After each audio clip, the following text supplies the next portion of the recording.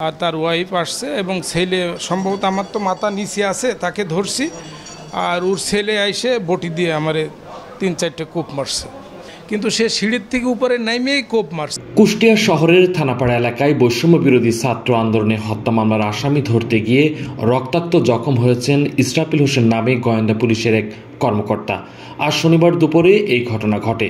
এই ঘটনায় জড়িত আসামি হারুন রশিদ ও তার ছেলেকে গ্রেপ্তার করেছে পুলিশ। আহত পুলিশ কর্মকর্তাকে কুষ্টিয়ার ২৫০ শয্যার হাসপাতালে নেওয়া হয়েছে।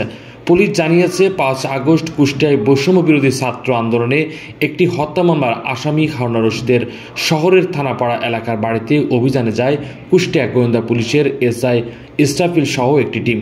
পুলিশের উপস্থিতি টের পেয়ে আসামি হারুন ও তার ছেলে এসআই ইসরাফিলের উপর ধারালো বটি দিয়ে আক্রমণ করে। এতে এসআই ইসরাফিল রক্তাক্ত জখম হন। এ সময় হামলাকারী হারুন ও তার ছেলেকে গ্রেপ্তার করতে সক্ষম হয়েছে পুলিশ।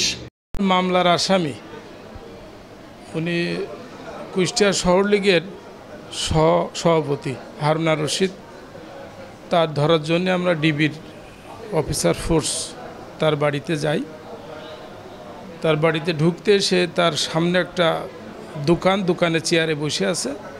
প্রথমে আমি যাই, সালাম দিয়ে আসসালামু আলাইকুম, সে উত্তর দেওয়ার পরে আমার অন্যান্য ফোর্স অফিসার এসে আমার পাশে দাঁড়ায়।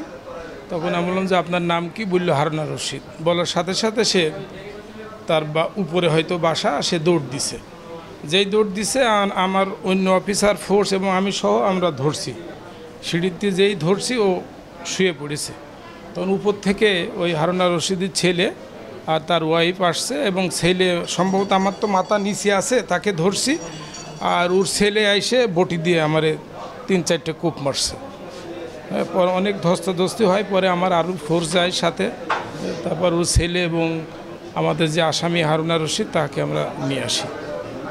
নিয়ে আসার পর আমি হাসপাতালে ট্রিটমেন্ট নিই। দেখা যাচ্ছে আমার শরীরে 3-4টে মেবি 4টে কোপের দাগ, ওই পিঠে 4টে পিঠে। 2টা গেঞ্জি ছিল তো বেশি ভেদ হতে পারে নাই, একটা ভেদ হয়েছে বেশি, আর বাকিগুলো ছোট। সেলাই দিয়েছে একটা 3টা সেলাই। 12টা 40-এর দিকে 6 রাস্তার মোড়, ওই যে এসিল্যান্ড অফিসের পাশে ওনার বাড়ি। হারুন রশিদের নিজ বাড়ির নিচতলায় দোকানে। এবং ওনার ছেলে যে কোপ মারছে সে উপর থেকে বটি হাতে করে আসছে। এসে আমরা ওনার বাবাকে ধরছি, আর উনি কোনো কথা না জিজ্ঞেস করে ও ছেলে কোপ মেরছে। এবং আমার অন্য অফিসার ওয়াইদুর সাহেব ছিলেন এবং ফোর্স ছিল আমাদের নিচের দিকে, তা আসামির দিকে, কিন্তু সে সিঁড়ির থেকে উপরে নাইমেই কোপ মারছে। ছেলের নামটা আমি জানি না, তবে সে আমাদের হেফাজতে আছে।